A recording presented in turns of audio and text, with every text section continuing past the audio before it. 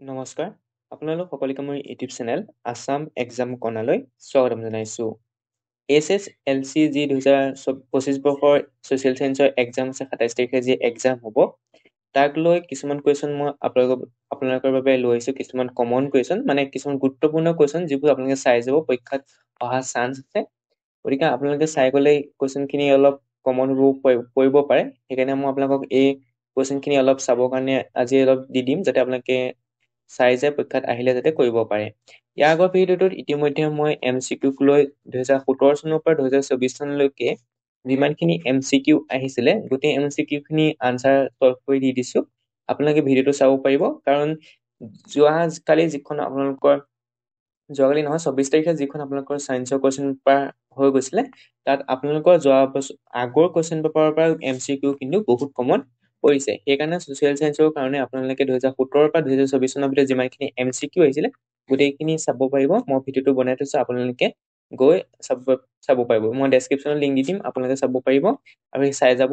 আপুনি চাবই 100% কমন পৰিবই তাৰ পৰা। আপোনালোকে চাই গ'লে MCQ কেইটা শুদ্ধ কৰিব পাৰিব। আজি কিছুমান লং কুৱেশ্যন মই জনাম আপোনালোকক, কিছুমান যিখিনি চাই যাব কিন্তু এইটো নহয় যে এইকেইটাই আহিব বুলি মই দাগ দিছো, এইকেইটাই আহিব বুলি কথা নাই। আপোনালোকে মুঠতে চাই যাব এনেকুৱা ধৰণৰ কুৱেশ্যন আহিব পাৰে। মই সেইকাৰণে আপোনালোকক চাবলৈ কৈছো দেই, এইটো নহয় যে এইকেইটা আহিবই। গতিকে আপোনালোকে চাব। প্ৰথম আমি যদি চাওঁ আপোনালোকৰ বংগ বিভাজনৰ ইয়াত আপোনাৰ চাব বংগ বিভাজনৰ অন্তৰ্নিহিত উদ্দেশ্য কি চমুকৈ লিখা বা বংগ বিভাজন বিৰোধী আন্দোলন স্বদেশী আন্দোলন আমি কিয় পাইছিল। আপোনালোকে প্ৰত্যেকটো লেচনৰ পৰা এটা নহয় এটা কুৱেশ্যন সোধে, গতিকে আপোনালোকে 1 নম্বৰ খিনিটো মুখস্থ কৰিবই, সেইখিনিতো অহা চান্স থাকেই। গতিকে তাৰপিছত আৰু দীঘল কুৱেশ্যন অহা থাকে 4-5। এটা আপোনালোকে চাব স্বদেশী আন্দোলনৰ এই তিনিটা কুৱেশ্যন কিহৰ সোধা খুব দেখা যায়। স্বদেশী আন্দোলনৰ 3টা অৱদান, স্বদেশী আন্দোলনৰ 3টা ফলাফল উল্লেখ কৰা, তাৰপিছত আহিলে এইটো স্বদেশী আন্দোলনৰ জাতীয়সকলে আগবঢ়োৱা বৰঙণিৰ বিষয়ে আলোচনা কৰা। মই মোৰ ফালৰ এই 3টা দিছো, আপোনালোকে চাব এইকেইটা অলপ অহা চান্স আছে। তাৰপৰা এইখিনি মহাত্মা গান্ধীৰ 2 নম্বৰ লেচনটো আপোনালোকেতো চাবই, চৰি ঘটনা কেতিয়া হৈছিল 1 নম্বৰটো পঢ়িবই। এইখিনি অহাটো চান্স আছে কাৰণ আপোনালোকৰ মাল্টিপল চইচ কুৱেশ্যনতো হয়তো এইখিনি আপোনালোকক দিব পাৰে। মাল্টিপল চইচ কুৱেশ্যনটো দি দিব পাৰে। চৰি ঘটনা কেতিয়া সংঘটিত হৈছিল এইটো আহিছে মাল্টিপল চইচ কুৱেশ্যনত। আপোনালোকক চনকেইটা দি দিব, তাৰপিছত বাচিবলৈ দিব। এইখিনি চাব, এইখিনিতো চাব। দীঘল উত্তৰত এইখিনি সত্যাগ্ৰহ বুলিলে কি বুজায়, এই কুৱেশ্যনটো বাৰে বাৰে আহি আছে পৰীক্ষাত, মই দেখিছো আপোনাৰ আগৰ কুৱেশ্যন পেপাৰ। গতিকে আপোনালোকে চাব। তাৰপিছত এই 19, 20, 22ত গান্ধীজীয়ে কিয় অসহযোগ আন্দোলন আৰম্ভ কৰিছিল, ইয়াৰ কাৰ্যসূচী কি আছিল এইটো। তাৰপিছত আহিলে 4-5 এই দুটা আপোনালোকে এবাৰ চাব। আইন অমান্য আন্দোলনৰ মুখ্য লক্ষ্য কি আছে। তাৰপিছত আহিলে এইখিনি তোমালোকেতো চাবাই, সকল কোন আছিল। 1857 চনৰ বিদ্ৰোহ নেতৃত্ব কোনে দিছিল, 1 নম্বৰ কুৱেশ্যনটো মুখস্থ কৰিবাই। এইবোৰ লচিমা কৃষক বিদ্ৰোহ, পথুঘাতৰ কৃষক বিদ্ৰোহ, এইখিনিতো চাবাই কেতিয়া সংঘটিত হৈছিলে। কাৰণ তোমালোকৰ মাল্টিপল চইচ কুৱেশ্যনত সুধি দিব পাৰে যে পথুঘাতৰ কৃষক বিদ্ৰোহ কেতিয়া সংঘটিত হৈছিল। এটা 1861 চনৰ জয়ন্তীয়া বিদ্ৰোহ কোনে নেতৃত্ব দিছিল, এইটো তোমালোকৰ আহিছে MCQত সুধিছিলে, অপশ্যন কেইটা দি দিছে। গতিকে 1 নম্বৰ কুৱেশ্যনবোৰ তেনেকে তোমালোকে মনত ৰাখিবা, উত্তৰটো ভালদৰে মনত ৰাখি ল'বা যাতে MCQত আহিলে তোমালোকে পাৰা। এনেকে এইটো আহিছে সুধিছে 1857-58 বিদ্ৰোহৰ কাৰণসমূহকৈ লিখা। আৰু এইকেইটা আপোনালোকে এই 3টা 1, 2 আৰু 4 মই 1, 2 আৰু 4 দিছো। অসমৰ 1857 বিদ্ৰোহ সম্পৰ্ক আৰু অসমৰ 1857-58 বিদ্ৰোহৰ মণিয়ান দেৱানৰ ভূমিকাৰ বিষয়ে লিখিবলৈ আহি থাকে বাৰে বাৰে। এইটো এবাৰ চাই লৈ যাবা তোমালোকে। ফুলগুৰি ধাৰা, পথুঘাতৰ ধাৰা আৰু ফুলগুৰি ধাৰা, পথুঘাতৰ ৰণ, লাচিমা কৃষক বিদ্ৰোহ, এই কিন্তু তোমালোকৰ শৰ্ট কুৱেশ্যন সোধে। গতিকে তুমি এটা চাই যাবা। পথুঘাতৰ হোৱা কৃষক বিদ্ৰোহ খতিয়া নাঙি ধৰা, ধৰি লওক তুমি পথুঘাতৰ আমাৰ কৃষক বিদ্ৰোহ বিষয়ে পঢ়ি গৈছিলা, বাকী একো নাজানা, কিন্তু এই কুৱেশ্যনটো আহি গ'ল যে 1896 চনত পথুঘাতত সংঘটিত হোৱা কৃষক বিদ্ৰোহ এটা খতিয়া নাঙা। তুমি যিখিনি পথুঘাতৰ বিষয়ে পঢ়িছা গোটেইখিনি লিখি থৈ আহিবা, তোমাক নম্বৰ দিবই, সেইটো চিন্তা কৰিব নালাগে। তুমি এইবিলাক নাজানা 1896 চনত পথুঘাতত সংঘটিত হোৱা কৃষক বিদ্ৰোহ এটা খতিয়া নাঙিবলৈ গৈছে, তুমি একো নাজানা, কিন্তু তুমি পঢ়ি গৈছিলা পথুঘাতৰ ৰণৰ বিষয়ে ভালদৰে পঢ়ি গৈছা, সেইখিনিকে লিখি থৈ আহিবা। যি লিখাত যি আহে তুমি সেইটো লিখি থৈ আহিবা। কুৱেশ্যন কেতিয়াও এৰি থৈ নাহিবা, যিটো ৰিলেটেড তুমি জানা সেই কথা লিখি থৈ আহিবা। কাৰণ 1 নম্বৰ কুৱেশ্যন এৰি থৈ বা খালীকে এৰি থৈ তোমাক নম্বৰ দিব নোৱাৰে। কিন্তু যদি আমি কুৱেশ্যনটো তুমি কৰিব বিচাৰা অলপ কৰি থৈ আহা, তেতিয়া তোমাক নম্বৰটো দিবই। সেইটো পৰীক্ষাৰ ষ্ট্ৰেটেজি হয়, মানে পৰীক্ষাৰ নিয়মে। তুমি যদি অলপ হ'লেও লিখি থৈ আহা তোমাক হাফ নম্বৰ হ'লেও তোমাক দিবই। গতিকে চমুকৈ লিখা তুমি এতিয়া চাবা ফুলগুৰি ধাৰা, তাৰপৰা লচিমা কৃষক বিদ্ৰোহ, পথুঘাতৰ ৰণ, অসমত কৃষক বিদ্ৰোহ, এইখিনি এবাৰ চাই যাব পৰীক্ষাত। তাৰপৰা আহিলে এইখিনিতো চমু প্ৰশ্ন তোমালোকে চাবা, অতি চমু প্ৰশ্ন। গুৱাহাটী বিশ্ববিদ্যালয় কেতিয়া স্থাপন হৈছিল এইটো সুধিছে। কুশলক কি ওপৰত ফাঁচি দিয়া হৈছিলে সেইখিনি চাবা। আৰু গোলাঘাটৰ ৰেল বগোৱা অপৰাধত। চমু উত্তৰ এইখিনি চাবা। কৃষি বিশ্ববিদ্যালয় দীঘলীয়া মই এইখিনি কৈছো। এইটো আপোনালোকে এবাৰ সোধা চান্স আছে। অসমীয়া ভাষা উন্নতি সাধনী সভাৰ ভূমিকা। তাৰপৰা আহি গ'ল যোৰহাট সাৰ্বজনীন সভা, এইটো এবাৰ চাবা। তাৰপৰা আহি গ'ল স্বদেশী আন্দোলনৰ অসমৰ ভূমিকা বিষয়ে লিখা, এইটো। তাৰপৰা আহি গ'ল আইন অমান্য আন্দোলন অসমৰ ভূমিকা, আৰু এই তিনিটা এবাৰ চাবা। এই তিনিটা চাবা। তাৰপৰা আহি গ'ল এইখিনি আহি গ'ল। তাৰপৰা সিন্ধু উপত্যকা এইখিনি আপোনাৰ চবচৰ কোট কোন ৰাজ্যৰ পৰম্পৰাগত উৎসৱ, এইবোৰ তোমাৰ মাল্টিপল চইচ কুৱেশ্যন দি দিব পাৰে, গতিকে এইখিনি চাই ল'বা এবাৰ। তাৰপৰা আহি গ'ল অসমৰ প্ৰাচীন নাম, এইখিনিতো চাবাই।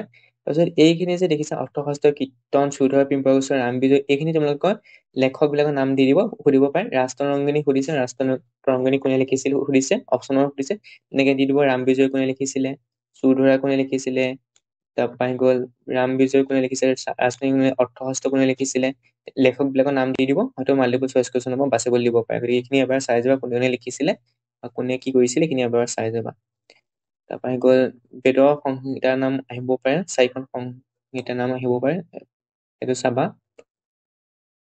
জেং বিহু জুম খেতি মানে কি, 1 নম্বৰ কাৰণে সুধিব পাৰে তোমালোকক।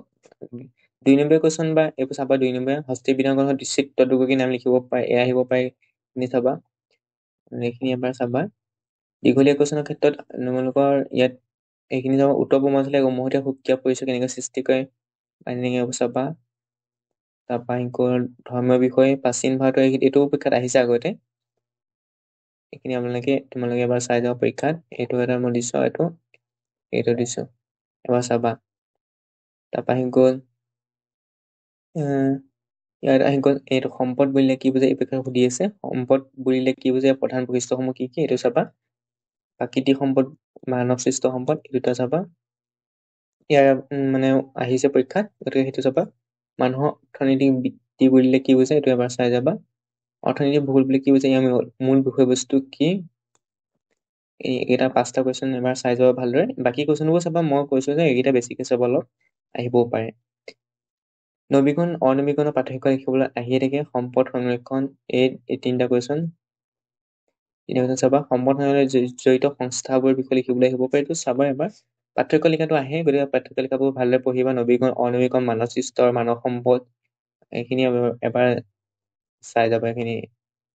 গোটেইখিনি শুদ্ধ চাবা। এইটোতো আৰু তোমালোকে ক'বই নালাগে, এইখিনি মুখস্থ কৰিবই লাগিব। মানৱ সৃষ্ট সম্পদ, জলসিঞ্চন নলা, এইবোৰ চব কোনটো, এইবোৰ চাবা। এশিঙীয়া গড়, কোনটো অনবীকৰণযোগ্য সম্পদ, এইটো হৈছে কয়লা। গতিকে তাৰপৰা ইয়াৰ কোনটো অজৈব সম্পদ, এইটো বাৰে বাৰে আহিছে, বায়ু।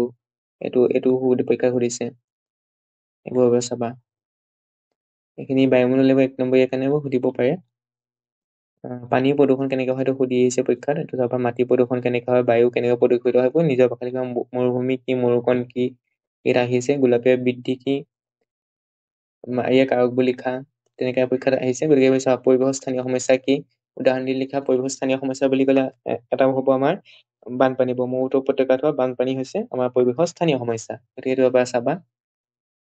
তাৰপিছত এইখিনি চাব পাৰা। এইখিনি এবাৰ চাবা। এছিয়া মহাদেশৰ প্ৰাকৃতিক বৈশিষ্ট্যসমূহ চমুকৈ আলোচনা কৰা, এইটো পৰীক্ষাত আহিছে।